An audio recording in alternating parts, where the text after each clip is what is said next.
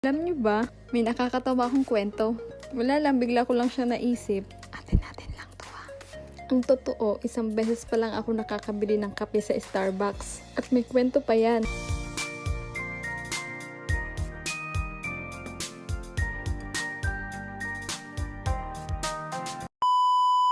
Alauna na ng madaling araw pero lumabas pa rin ako para maghanap ng pagkain. Bigla ko tuloy naalala nung OFW pa ako sa Taiwan. Gantong-gantong oras ako nagigising pag rest day ko. Minsan may pagkain pag bagong sahod pero minsan biscuit at noodles lang. Oh, huwag kayong mag-react. Mukha lang talaga may pera ang mga OFW. Pero ang totoo, nagigipit din yung mga yan. Lalo na yung may mga pinaparal na mga kapatid at tumutulong sa mga magulang nila. Hindi lang nila sinasabi, hindi lang nila masabi, at hindi lang nila pinapakita sa inyo na nahihirapan din sila. Oo, nakikita nyo sa mga picture na nakangiti sila. Nakikita na gumagala na masaya. Kasi way lang namin yun para hindi kayo mag-alala at mawala yung lungkot na nadarama. Pag OFW ka, dito mo mararanasang kalabanin yung sarili mo. Yung tipong gusto mo pang matulog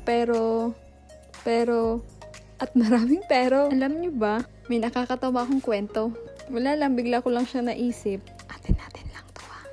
Ang totoo, isang beses pa lang ako nakakabili ng kape sa Starbucks. At may kwento pa yan. Nabalitaan namin ng mga friend ko na buy one take one daw sa Starbucks. Kaya pag out namin, dumiretso kami doon at nag-antay mag-open. At take note, 3 kami. At dahil buy one take one nga, kaya meron kami 2 kape. Ito nga, ang aking first ever na coffee Starbucks. Kaya yun ang nangyari, hati-hati kaming 3. O diba, hindi ko makakalimutan yun kasi first time ko mag-Starbucks. Tapos, hati pa kami. Tapos, buy one take one pa yun. May 2 reason kung bakit hindi ako na-order sa Starbucks. Una, hindi ko afford. Pangalawa, hindi ko alam kung paano order. Hindi ko alam kung paano bibigkasin yung mga menu nila. Tapos, mabilis pa ako magsalita.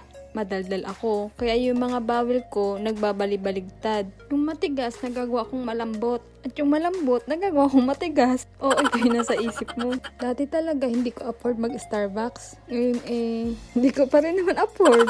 Kaya salamat Taiwan. Dahil sa'yo, natikman ko yung mamahaling kape. Pero dito sa Pinas, hindi ako masyado nagkakape. Ang bilis kasi makakabog ng dibdib. Hindi lang mabilis, malakas din makakabog ng dibdib. Lalo na pag nakikita ko na yung mga bill. Bill ang gusto ko, hindi yung nakasobre. Pag OFW ka at magpo-for good ka na sa Pinas, kailangan mo pa rin mag-adjust. Ako 1 taon yata ako bago nakapag-adjust Panibagong adjust ulit sa environment. Pag-a-adjust ulit sa pagsasalita. Nung bagong dating kasi ako, namimix ko yung mga salita. Nung OFW pa ako, lagi ako may kasama. Simula't simula yun, walang araw na wala akong kasama. Nasanay ako sa ganong setup. Iba-ibang tao, kung sino available na mga katrabaho, kaibigan, yun yung kasama ko. At mahirap pala masanay sa ganong setup. Yun yung pinakamalaking adjustment na ginawa ko. At yun ang ginawa ko dito sa Pinas. 1 taon na rin. 1 taon na rin ang pagiging solo ko. Mag-isang naninirahan, mag-isang nagluluto, mag-isang kumakain, mag-isang pinupuntahan yung mga lugar na gusto kong puntahan. At ngayon nga ay naka-1 taon na ako dito. Yehey! Congratulations self! Nasanay ka na at masasanay ka pa. Barbecue nga pala yung kinakain ko rito at saka rice. Nakatulog kasi ako nung hapon sa sobrang pagod. Kaya nagising ako ng alanganing oras. Kung magluluto naman ako, panay itlog, hotdog, sardines, ganun lang yung laman ng rap ko. Oo, paulit-ulit lang mga yun ang niluluto ko. MWF. Noong OFW ako, pag bagong sahod, kumakain kami ng masasarap na mga kaibigan ko. Mga ilang araw lang yon. Tapos, balik sardinas na ulit kami. Sa Taiwan, may pera, pero walang time. Pero ilang araw lang din laman yung may pera. Kasi lilipad na ulit sa Pinas yun. Tapos, ganda na lang yung matitira sa'yo. Dito sa Pinas, iba. Talaga naman. Masasabi kong ibang-iba. Kasi nawala na lahat. Pati ganda, iniwan ka na.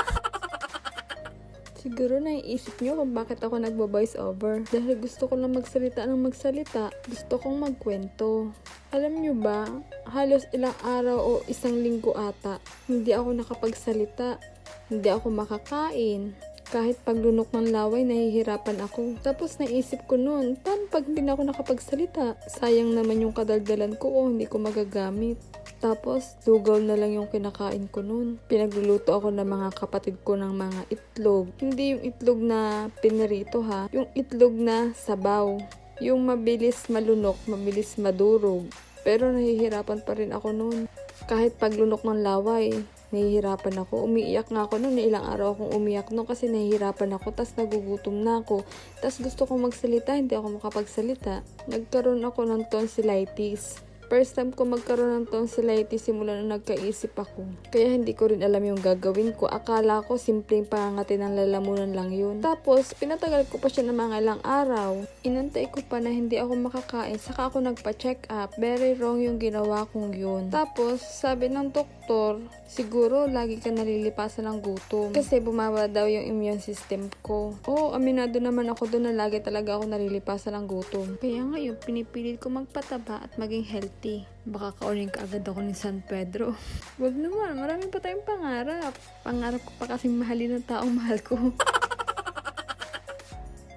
Nga pala, 2:00 na ng madaling araw at kailangan ko nang umuwi. Hanggang dito na lang. Paalam!